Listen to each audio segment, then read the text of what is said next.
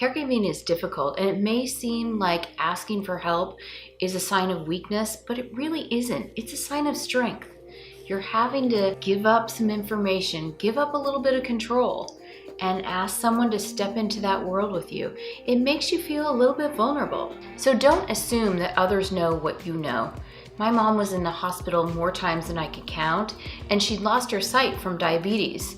We would oftentimes write on the whiteboard, "Betty is blind," or the hospital staff would put a sign up above her bed, just informing others that she was unable to see.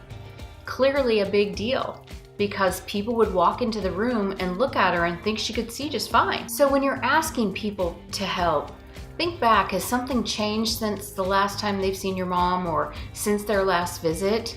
Don't leave things too broad or open-ended. Be specific with covering the what, when, and how. So many times people will offer help or support, say, "Oh, I'd love to bring you dinner sometime." Well, what does sometime mean?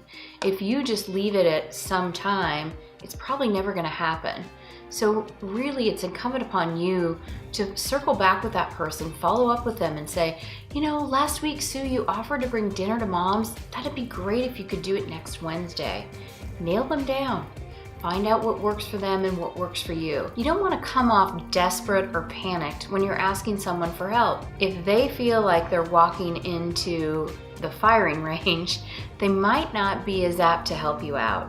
And you also don't want to create that sense of anxiety for the person who's going to be helping your mom or for your mom. And lastly, don't forget your table manners. When you're in the heat of the moment, sometimes it's difficult and you don't realize how you're coming off. We've all heard the saying, you attract more flies with honey than you do with vinegar, and that is so true in caregiving. Giving is a gift that people want to give, so instead of shying away from it, accept the help and pay it forward. So if you know someone who's struggling to accept help, please share this video. Thanks so much.